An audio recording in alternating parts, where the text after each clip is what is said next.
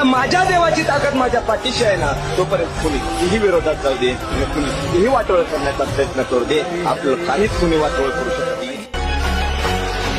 म्हणून हलक्यात घेऊ नका, लगावून देऊ नाही.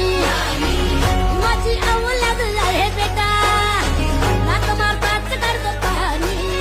आत जल्लोष झाला, सांगणार ओरडून जगाला, दोस्त माझा साहेब झाला.